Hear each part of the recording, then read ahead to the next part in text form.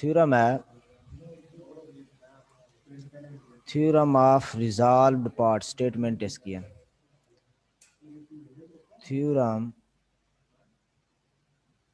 Of resolved part. आपकी जो book में है ना वो लिखा हुआ है आर से, आर से भी आप कर सकते हैं, एफ से भी कर सकते हैं, ठीक है। तो मैं इसको ना एफ से करता हूँ, क्योंकि आर एज अ फोर्स भी यूज होती है, हर जगह रिजल्टेंट के तौर पे यूज नहीं होता, इसलिए एफ से मैं कर देता हूँ, ठीक है जी। डेफिनेशन इसकी जो स्टेटमेंट है वो आपको याद हो पहले, स्टेटमेंट है इसकी, स्टेटमेंट इसकी देखें जी, ये है the algebraic sum, the algebraic sum, the algebraic sum, the algebraic sum of the resolved part of the resolved part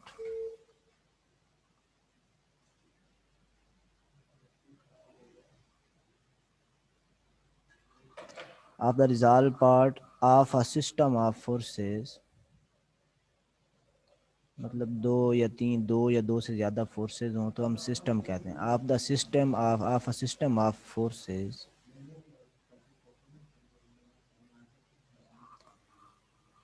is in any direction, in any direction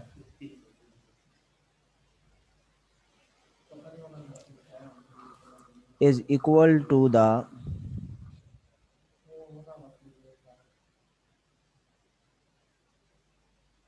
is equal to the resolved part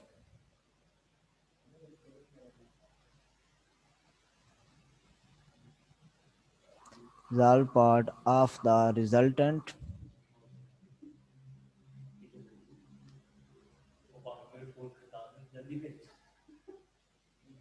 of the resultant in the same direction, in the same direction, ठीक है जी। मतलब ये कहता है कि अगर आपके पास system of forces है, उन फोर्सेस के जो रिजॉल्व पार्ट हैं, मतलब उसके कंपोनेंट जो हैं उनका अलजेब्राइक सम करें, तो वो जो रिजल्टेंट है उसका जो कंपोनेंट आप लेंगे उसके सम के उसके इक्वल होगा। सारे जो कंपोनेंट हैं फोर्सेस के, मतलब अगर आप एक्स कंपोनेंट फोर्सेस के लेते हैं तो उनका सम इक्वल टू जो एक्स कंपोनेंट रिजल्टेंट का उसके इक्वल होगा, ठीक है जी। इसका प्रूफ देखें, प्रूफ में लिखें जी, पहले फोर्स ले लें कोई, ठीक है। तो लेट कर लें, आपकी जो बुक है ना क्योंकि गौरी की, उसमें आर लिखा हुआ है, मैं यहाँ एफ लिख रहा हूँ, ठीक है, क्योंकि आर को एज अ फोर्स भी हम यूज करते हैं, हर जगह रिजल्टेंट यूज नहीं करते। Let F B the resultant, F B the resultant, resultant of forces F1, F2, F3 so on Fn, N तक जितनी भी हो जाए, 2 4 6 8, and A B I unit vector, कोई एक यूनिट वेक्टर हम लेट करेंगे, यूनिट वेक्टर, ठीक है, मेकिंग एंगल अल्फा विद, ठीक है, एफ एंड, ये अल्फा हमने इसके साथ एफ कह दिया है, और जो बाकी हैं इसके साथ एफ के साथ जो एंगल है उसको हमने अल्फा कह दिया है। जो बाकी फोर्सेस हैं उनके साथ हम नाम दे देते हैं alpha 1, alpha 2, alpha 3 so on alpha N with forces F1 F2 so on Fn। ठीक हो गया जी। तो रिजल्टेंट की बाय डेफिनेशन रिजल्टेंट जो होता है वो क्या होता है, सारी फोर्सेस का सम करें तो रिजल्टेंट के इक्वल होता है F1 plus F2 plus F3 plus so on plus Fn is equal to their resultant. Resultant हमने F कहा है तो इधर मैं F लिख देता हूँ, ठीक है। आर बुक में आर लिखा हुआ है, आप आर लिख सकते हैं, ठीक है। अब हम इसका डॉट प्रोडक्ट करते हैं, ठीक है जी। इसको आप कहते हैं हॉरिजेंटल कंपोनेंट निकालने के लिए, हॉरिजेंटल कंपोनेंट, ठीक है जी। हॉरिजेंटल कंपोनेंट निकालना हो तो डॉट करते हैं हमेशा, डॉट प्रोडक्ट। तो हम इसके साथ इसका यूनिट वेक्टर जो है उसके साथ डॉट प्रोडक्ट कर देते हैं सब का, F1 dot A plus F2 dot A plus F4 से 3 डॉट ए प्लस सब के साथ इसी तरह से n तक लास्ट वाले के साथ भी डॉट प्रोडक्ट कर देते हैं। अब जब डॉट ख़त्म करते हैं तो मैग्नीट्यूड आती है, तो ये फोर्स आएगी magnitude into unit vector A की मैग्नीट्यूड। और आपको पता है जो यूनिट वेक्टर होता है इसकी मैग्नीट्यूड जो होती है वो 1 होती है, ठीक है। तो ये 1 हो जाएगा और साथ कास और एफ और ए के दरमियान जो एंगल है वो आ जाएगा। एफ और ए के दरमियान एंगल आपने कहा है अल्फ़ा, ठीक है, तो आ जाएगा अल्फ़ा, ठीक है जी। तो यहाँ पे एंगल आ गई alpha is equal to F1 और ए का जब डॉट ख़त्म करेंगे तो F1 की मैग्नीट्यूड इंटू ए की मैग्नीट्यूड आएगी। F1 मैग्नीट्यूड और ए की मैग्नीट्यूड 1 है क्योंकि यूनिट वेक्टर है, और F1 और ए के दरमियान एंगल हमने कहा है अल्फ़ा 1, तो ये आ जाएगा कास अल्फ़ा 1 प्लस इसी तरह F2 की मैग्नीट्यूड F2 हो जाएगी और यूनिट वेक्टर ए है उसकी मैग्नीट्यूड 1 हो जाएगी, और काज डॉट ख़त्म हो गए काज आ गया, और काज F2 और ए के दरमियान एंगल हमने कहा है अल्फ़ा 2, ठीक है।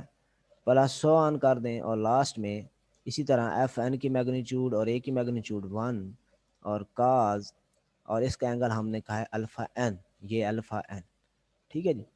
तो that is equal to F cos alpha plus F1 equal to F1 cos alpha 1 plus F2 cos alpha 2 plus so on plus Fn cos alpha N. इसको आप रिजल्टेंट को एफ एक्स भी कह सकते हैं, ठीक है। या अगर रिजल्टेंट आप आर यूज़ कर रहे हैं तो फिर इसको आप क्या नाम दे सकते हैं, आर एक्स भी कह सकते हैं, ठीक है। ये हॉरिजेंटल को शो कर रहा है, सही है। हॉरिजेंटल कंपोनेंट को शो करता है, इट मीन्स आर एक्स भी यूज़ कर सकते हैं अगर हम यहाँ रिजल्टेंट आर यूज़ करें तो, ठीक है। और ये F x mean horizontal component, ठीक है जी, फोर्स का, और इधर हॉरिजेंटल फोर्सेस के हॉरिजेंटल कंपोनेंट का सम, ठीक है जी। सिमिलरली वर्टिकल कंपोनेंट इसका हम लिख लेते हैं, सिमिलरली सारा स्टेप करने की जरूरत नहीं है। सिमिलरली वर्टिकल कंपोनेंट जो लिखते हैं इसको कहते हैं वर्टिकल कंपोनेंट, ठीक है। प्लेन में दो ही कंपोनेंट होते हैं हर फोर्स के, एक हॉरिजॉन्टल एक वर्टिकल। वर्टिकल जो है वो क्रॉस प्रोडक्ट से आता है, ठीक है।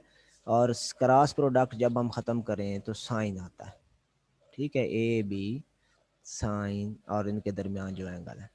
तो टेकिंग क्रॉस प्रोडक्ट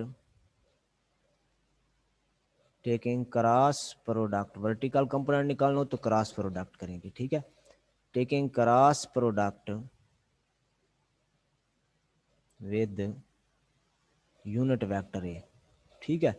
तो वी गेट, क्या हमें मिलता है, अब वर्टिकल है तो एफ साइन अल्फ़ा मिलेगा, डायरेक्ट मैं लिख रहा हूँ, आप सारे स्टेप नहीं कर रहा। इसी तरह F1 साइन अल्फ़ा मिलेगा, alpha 1 plus F2 sine alpha 2 plus so on plus Fn sine alpha N, ठीक है जी। इसको आप एफ वाई भी कह सकते हैं, ठीक है जी। इसको आप एफ वाई भी कह सकते हैं। अगर रिजल्टेंट आर यूज़ कर रहे हैं तो आप इसको आर वाई भी कह सकते हैं। ठीक है, ये शो करेगा वर्टिकल कंपोनेंट को। सही है जी। अब जो फार्मूला होता है ना इसका, ठीक है जी, फार्मूला इसका F force is equal to हमेशा होती है इसके हॉरिजॉन्टल कंपोनेंट का स्क्वायर प्लस वर्टिकल कंपोनेंट का स्क्वायर। ये आपने इस तरह एफएससी वगैरह में मैट्रिक में पढ़ा होगा। अगर आपके पास एक फोर्स है ना एफ, ये इसका हमेशा वर्टिकल कंपोनेंट होता है, इसको आप एफ वाई कहते हैं, और ये होता है हॉरिजॉन्टल कंपोनेंट, इसको आप एफ एक्स कहते हैं। ठीक है, F X equal to F cos theta होता है। अगर यहाँ एंगल थीटा है, अगर अल्फा है तो यहाँ एफ काज अल्फा, और ये होगा एफ साइन अल्फा। ठीक है, तो इसको हम, ये इसकी बनती है, आप इसको हाइपोटेनियस कह सकते हैं, ये बेस है, और ये आपके पास है बेस हाइपोटेनियस, और ये जो है परपेंडिकुलर। तो इस फार्मूले की मदद से आप लिखें तो ये बनता है। ठीक है, तो ये इसका ओरिजिनल फार्मूला ये वाला हम यूज़ करते हैं ज़्यादातर क्वेश्चन में। ये अब एफ एक्स का मतलब क्या होगा, sum of horizontal component, horizontal components जिनमें काज आएगा, कंपोनेंट्स, ठीक है, जिसमें काज आएगा, मैं ब्रैकेट में काज लिख देता हूँ आपको जरा याद रहे। और एफ वाई क्या होता है, एफ वाई आपके पास होता है सम ऑफ वर्टिकल कंपोनेंट्स। ठीक है,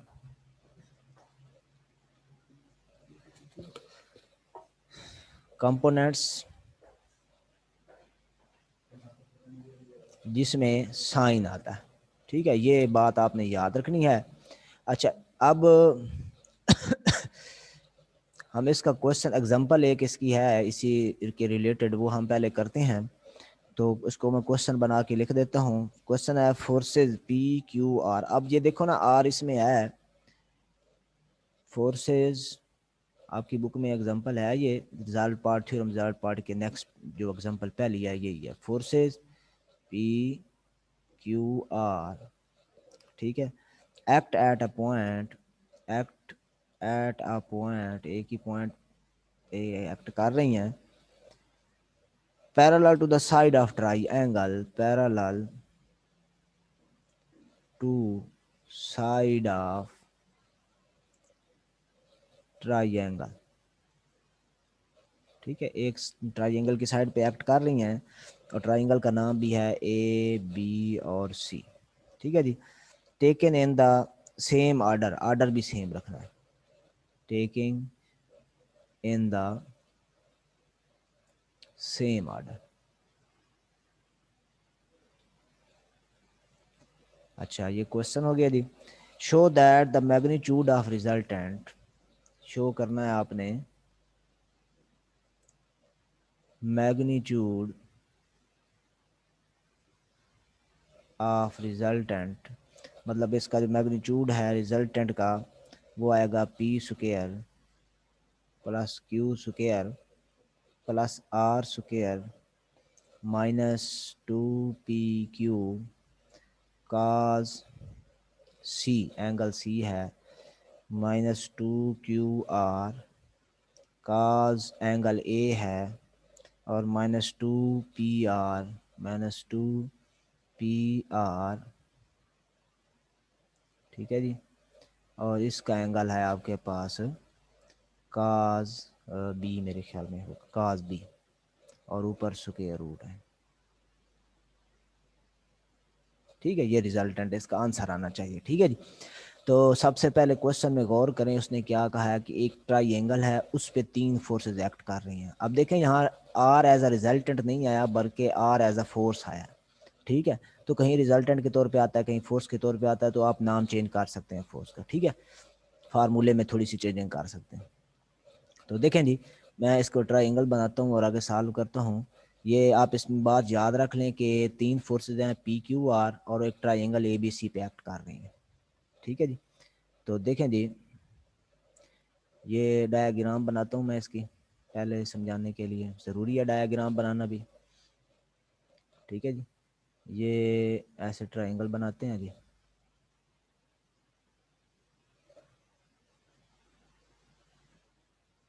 ठीक है जी,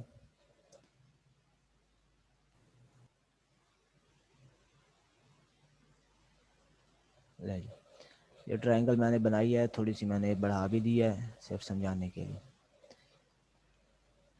अच्छा, इसमें ना नाम इसको आपने देने हैं, ट्रायंगल को नाम दे दें, यहाँ पे ए कह दें, सॉरी सॉरी, यहाँ पे नाम दे दें इसको, ए मैं कह देता हूँ। ठीक है, इसको नाम देता हूँ, आपकी मर्जी है जिस तरह नाम दे लें, लेकिन ख्याल रखना है इस बात का, अगर इसको बी का है ना, अब क्वेश्चन में ना उसने एज ए एंगल जो है ना वो यूज़ किया हुआ है, कैपिटल सी कैपिटल ए, यहाँ पे आप देखें तो ये capital C capital A angle के तौर पे यही यूज़ किया, अल्फ़ा बीटा गैमा यूज़ नहीं किया। तो हम भी इसको इसी तरह यूज़ करेंगे, हम ये कह देते हैं कि ये जो है ये आपके पास एंगल ए है, ये एंगल बी है, इसको कह देते हैं, और इसको एंगल हम सी कह देते हैं। ये होता है हॉरिजॉन्टल एक्सिस, जहाँ से हमने शुरू करना होता है क्वेश्चन। ठीक है जी, इसी के ऊपर जो फोर्सेस हैं वो आर्डर में लग रही हैं, इसको हम फोर्स पी कह देते हैं इधर। ठीक है, दूसरी फोर्स पी के बाद क्यू है, इधर कह देते हैं, और तीसरी फोर्स आर है, उसको इधर कह देते हैं। इनकी डायरेक्शन भी बना देते हैं, इसकी डायरेक्शन ऐसे है और इसकी डायरेक्शन ऐसे है, आर्डर में है ना, कोई रिजल्टेंट की डायरेक्शन नहीं बताई, आर्डर में डायरेक्शन है। ठीक है जी, ये डायरेक्शन इसकी बता दें, ये फोर्स ऐसे नीचे की तरफ एक्ट कर रही है, ऐसे आप इसको याद रखेंगे। ठीक है जी, तो अब हमने देखे तीनों फोर्सेस के एंगल बनाने हैं, जो थ्योरम हमें स्टेटमेंट बताता है, थ्योरम में हमें कहता है कि जो फोर्स F1 है, F2 है, F3 है, सब का एंगल होगा डिफरेंट डिफरेंट होगा। ठीक है, Fn तक, तो हम एंगल भी इसके लिखेंगे। एंगल हमने इसमें ट्राइंगल में देखना है कि मेरे बेटा ये जो लाइन, ये हॉरिजेंटल लाइन है, हॉरिजेंटल लाइन का अपने साथ ही एंगल जो होता है वो 0 डिग्री होता है। ठीक है, जो पी फोर्स है इसका एंगल होता है 0 डिग्री। ठीक है, इसका एंगल क्या होगा, 0 डिग्री, क्योंकि एक्स एक्सिस के साथ आप सबको पता है एंगल 0 डिग्री होता है। अच्छा, आगे जो फोर्स है ना क्यू, इसका एंगल आपने देखना है। अब ये इसका एंगल जहाँ ये बन रहा है, ये वाला, ये मैं ज़रा कलर इसका चेंज करके ना ऐसा लिखता हूँ, ये इसका एंगल है क्यू फोर्स का। ठीक है, एक्स एक्सिस के साथ क्यू फोर्स का एंगल, आपने इस एक्सिस को, इस लाइन को लिया है मेजर करने के लिए, किसी एक लाइन को हम फिक्स करके वहाँ से सारे एंगल मेजर कर सकते हैं। तो इसको हमने मेजर किया है, ये आपके पास एक्स एक्सिस से हम इसको मेजर कर रहे हैं, तो ये इसका एंगल है। अब इसका हमें पता नहीं है, लेकिन हमें इसके अंदर वाले एंगल का पता है, इस एंगल का।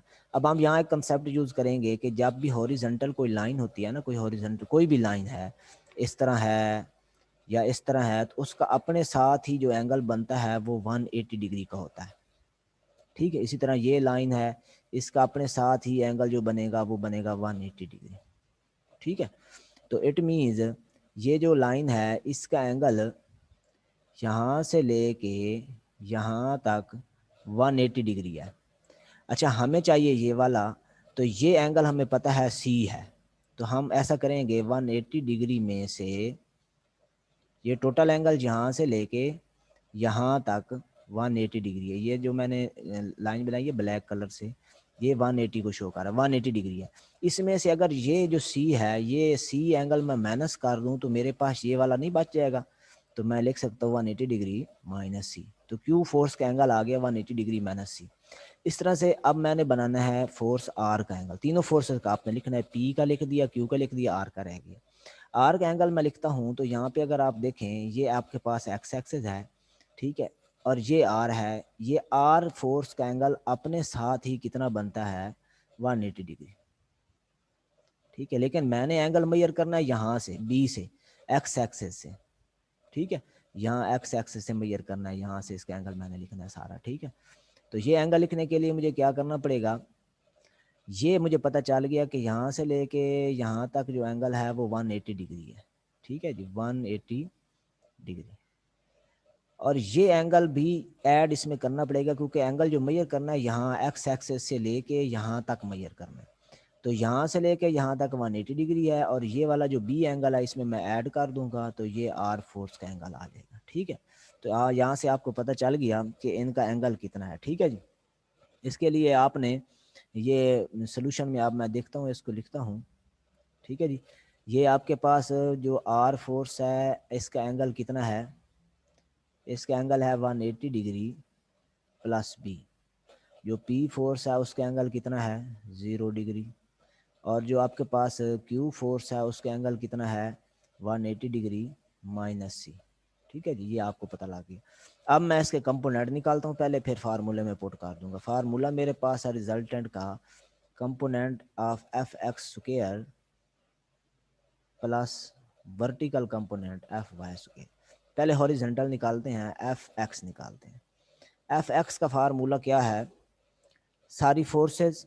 ठीक है जी, पहली फोर्स पी फोर्स इनटू, ये फार्मूला आप देखें इसमें एफ एक्स का, ये force F X is equal to पहली फोर्स इनटू काज और उसका एंगल, फिर दूसरी फोर्स काज और उसका एंगल, फिर तीसरी फोर्स काज और उसका एंगल। इसी कंसेप्ट को हम यूज करते हैं, हमारे पास 3 फोर्सेज हैं जस्ट।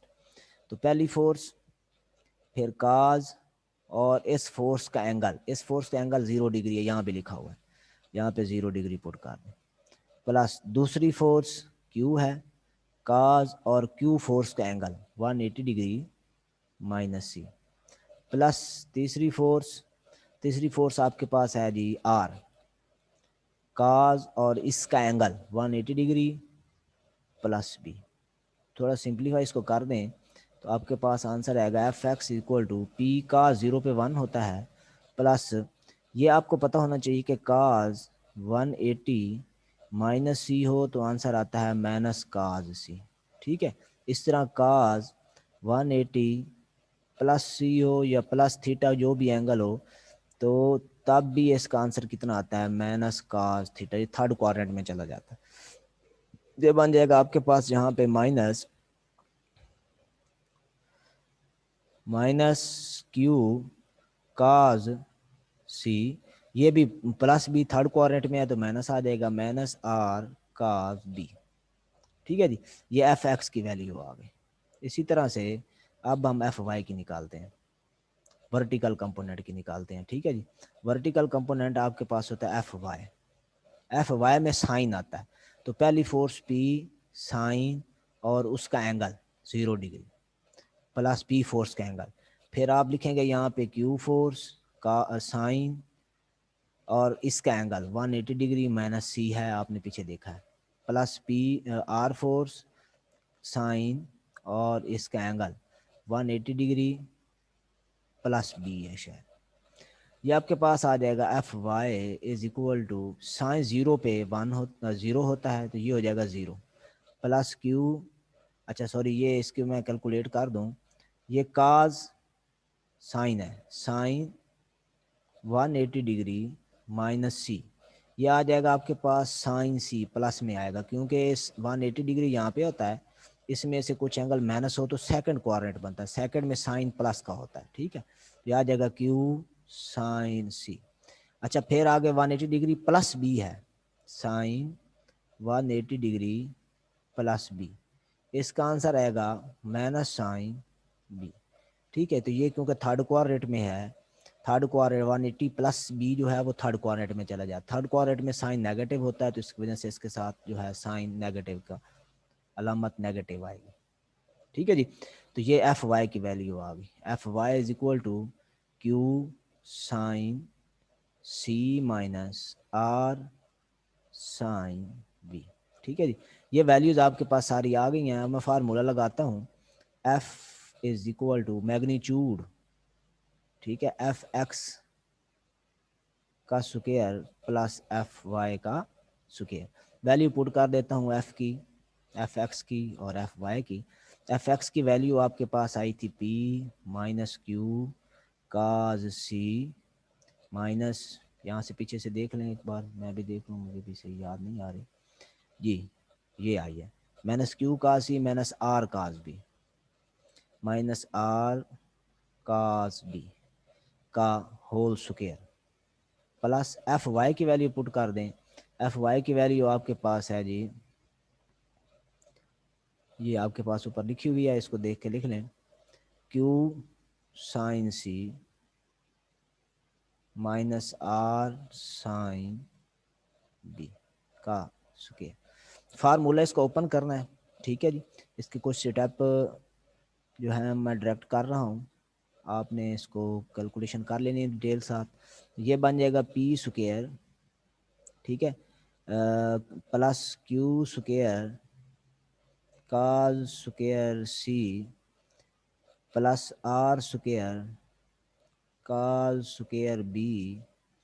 अच्छा, फिर आएगा minus two P Q cos C minus two P R cos B plus two Q R cos C cos B. ठीक है जी, ये आपके पास फार्मूला ओपन किया मैंने इसका जी। इसका फार्मूला भी रहता है, वो भी ओपन करना है आपने। ये आपके पास आ जाएगा Q square sine square C plus R square sine square B, क्योंकि माइनस है तो यहाँ माइनस का साइन आएगा, minus two Q R sine C और साइन बी। ठीक है जी। अब इसको यहीं से देख लेते हैं, थोड़ा सा आगे हम इसको फिर कर लेते हैं। इसमें अगर आप देखें ना, यहाँ पे ये है आपके पास वैल्यू है क्यू स्क्वायर का स्क्वायर सी, और इधर भी है Q square sine square C. इनको कंबाइन कर लेंगे इस तरह, आर स्क्वायर का स्क्वायर बी और R square sine square B, ये भी कंबाइन हो जाएंगे। अच्छा, बाकी आपके पास जो वैल्यू है ये इसी तरह वैल्यू आ जाएगी, ये भी इसी तरह आएगी, जैसी कोई नहीं है। यहाँ ये देखें, ये टू क्यू आर और टू क्यू आर इनमें से कॉमन आ जाएगा। ठीक है, इसको अच्छी तरह ज़हन नशीन कर लें। क्यू स्क्वायर कॉमन कर लेना है, आर स्क्वायर भी कॉमन हो जाएगा, और आपके पास टू क्यू आर कॉमन हो जाएगा, ये दोनों टर्म सेम आ जाएंगे। तो ये देखें जी, ये आपके पास आ जाएगा resultant is equal to P square plus Q square common, तो बच जाएगा काज स्क्वायर, जहाँ एंगल क्या था जी, सी था मेरे ख्याल में, सी है, ठीक है, cos square C plus sine square C. ठीक है जी। इस तरह से आर स्क्वायर कॉमन आ जाएगा, ठीक है, ये भी प्लस का है जी, ये भी प्लस का है जी। आर स्क्वायर कॉमन आ जाएगा, और इसमें एंगल है cos square B plus sine square B. अच्छा, बाकी दो टर्म इसी तरह सेम आनी है, वो कौन कौन सी हैं जी, वो हैं आपके पास टू पी क्यू और two P R. Two P Q में सी है minus two P Q cos C minus two P R cos B. ठीक है जी। और नेक्स्ट में ये टर्म रहेगी टू क्यू आर कॉमन कर लेना है, टू क्यू आर कॉमन कर लेते हैं, sorry two Q R common कर लेते हैं, plus two Q R common, two Q R common, ठीक है, प्लस का ये कॉमन आ गया जी। बाकी आपके पास यहाँ ब्रैकेट में आ जाएगा काज C cos B minus sign सी साइन, काज सी काज बी काज C cos B minus sign सी साइन बी। लें जी, ये सारी टर्म सिंप्लीफाई हो गई, सॉरी ये स्क्वायर रूट ऊपर आ गया। ये आपके पास आ गया पी स्क्वायर प्लस, ये वन हो जाता है, आपको पता एंगल सेम है, Q square plus R square minus two P Q cos C minus two P R cos B plus two Q R. अब अगर आप गौर करें ना, तो ये फार्मूला है आपके पास यहाँ पे, काज अल्फ़ा माइनस बीटा का प्लस बीटा का, cos alpha plus beta which is equal to cos alpha cos beta minus sine alpha sine beta. तो क्लोज्ड फॉर्म में इसको लिखेंगे अब हम, तो यह बन जाएगा काज अल्फ़ा की जगह पे आ जाएगा इसमें सी बीटा की जगह पे आ जाएगा बी। ठीक है, क्लोज कर दिए, ऊपर स्क्वायर रूट लगा दें इसके, which is equal to P square plus Q square plus R square minus 2 PQ cos C minus 2 PR cos B plus 2 QR। यहाँ पे आप देखो ट्राइंगल बनाई है, ये जो फोर्सेज हैं ट्राइंगल पे लग रही है, और ट्राइंगल के तीनों एंगल जो होते हैं आपको पता है वो उनका सम इक्वल टू 180 होता है। ट्राइंगल वही होती है जिसके एंगल का सम 180 होता है, इंटीरियर एंगल का सम। तो इसका मतलब A plus B plus C is equal to 180 degree होगा। हमें बी प्लस सी चाहिए, सी प्लस बी चाहिए, तो बी प्लस सी या C plus B is equal to 180 degree minus A, यहाँ पुट कर देंगे काज सी प्लस बी की वैल्यू पुट कर देंगे 180 डिग्री माइनस ए। ठीक है, फिर वही बात जो पीछे मैंने बताई है आपको कि काज जो है -2 PQ काज सी -2 PR cos B plus 2 QR। यहाँ पे प्लस नहीं आएगा, इसको ज़रा चेंज करना है मैंने, यहाँ पे आएगा नेगेटिव साइन। वो क्यों आएगा, ये आपको मैंने पीछे बताया है कि जब 180 माइनस सी हो काज, 180 माइनस सी हो या 180 प्लस हो तो आंसर में माइनस आता है और ये वाला एंगल आता है। ठीक है, यहाँ पे एंगल जो है वो आता है, इस रिजल्ट को यूज़ कर लेंगे यहाँ पे। तो ये यहाँ पे ए है, एंगल ए है, ये बन जाएगा काज एंगल ए। ठीक हो गया, तो ये आपका प्रूफ हो गया जो आपने आंसर निकालना था। ठीक है जी, नेक्स्ट क्वेश्चन है, ये एक्सरसाइज का क्वेश्चन है जी नेक्स्ट। इसमें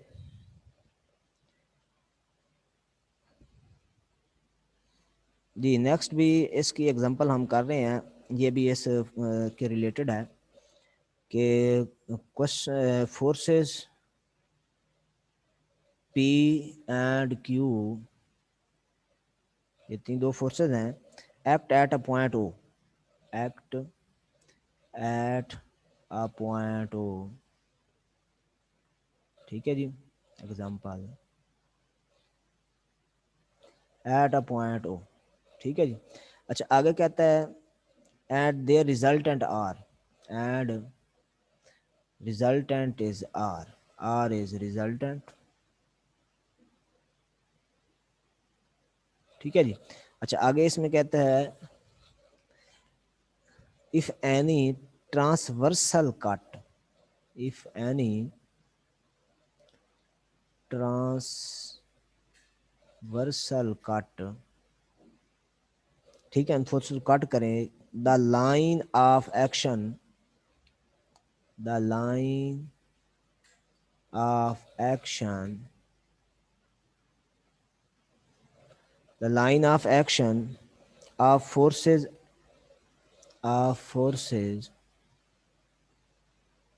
at point A B C, at point A B C prove that, छोटा सा ये प्रूफ है आसान सा, prove that force R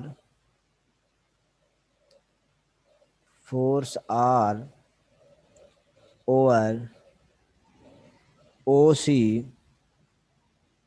ठीक है, ये आर फोर्स नहीं है जी, आर ओवर ओ सी, ये resultant is equal to P over O A plus Q over O B. ठीक है, इसी फार्मूले को, रिजल्ट पार्ट वाले फार्मूले को हम यूज़ करेंगे। सबसे पहले हम इसकी डायग्राम बनाते हैं, समझते हैं कि उसमें ये क्या कह रहा है। ये आपके पास है ओरिजिन हो, जिस पे तीनों फोर्सेस एक्ट कर रही हैं। ठीक है, तो फोर्सेस लिख लें आप, एक फोर्स हम लिख लेते हैं यहाँ पे पी, एक फोर्स लिख लेते हैं यहाँ पे क्यू।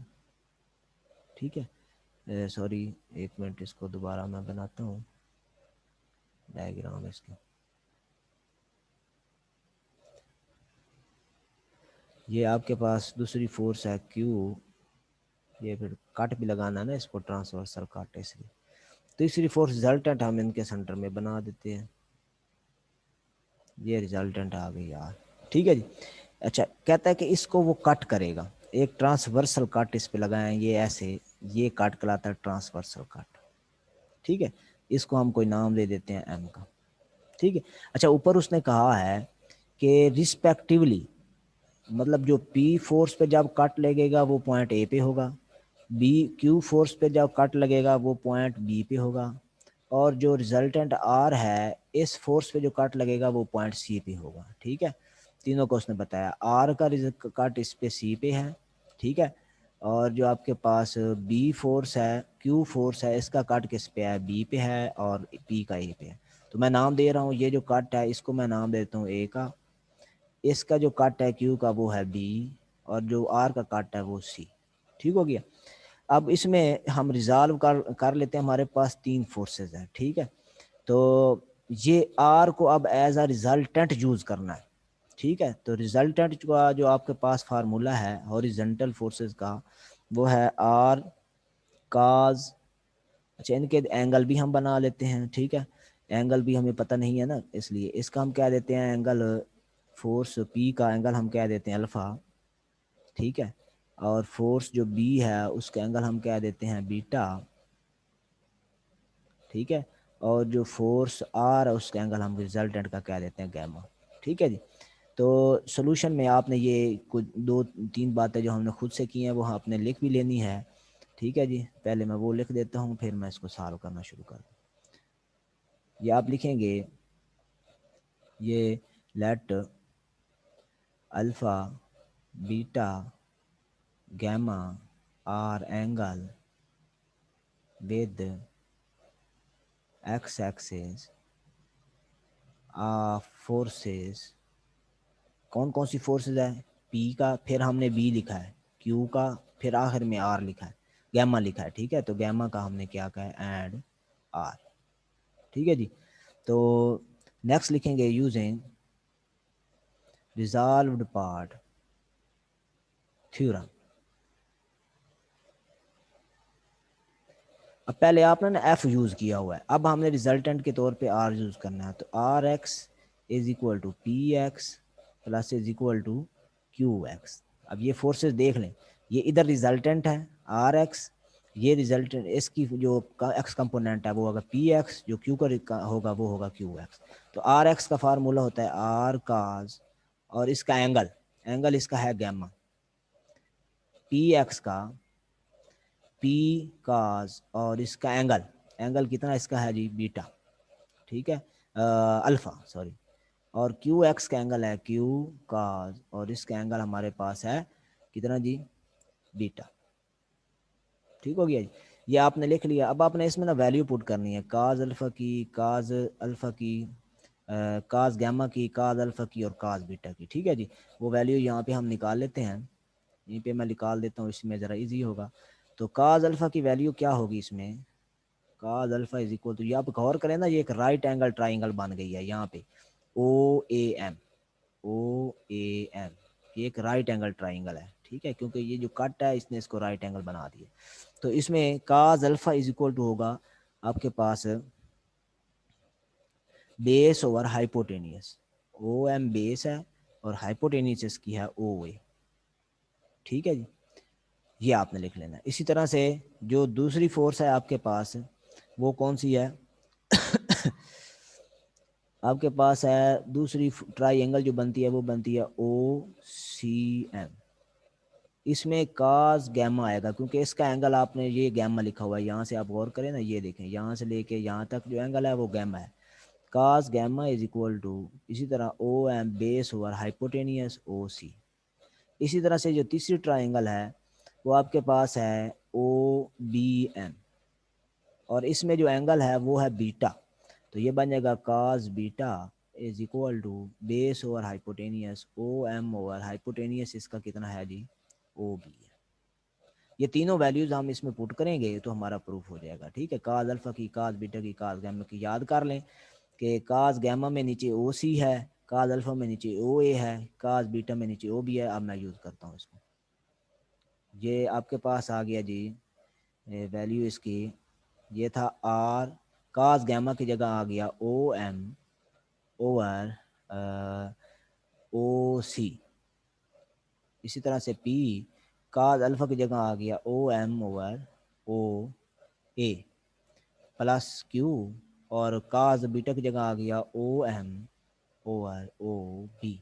ओ एम सब के साथ है, ये ख़त्म हो जाएगा, बाकी आ जाएगा R O C is equal to P O A plus Q O B. ठीक है, ये सब के साथ है, तो इसको आप कॉमन करके कैंसिल कर सकते हैं, ये क्योंकि मैग्नीट्यूड ही है ना जी। तो ये आपका प्रूफ हो जाए, यही आपने फाइंड करना है, देख लें जी, ये दिखा, ये देखें, ये प्रूफ करना था, ये आपका प्रूफ हो गया। अब जो है एक क्वेश्चन और है, वो मैं करता हूँ पहले, ठीक है।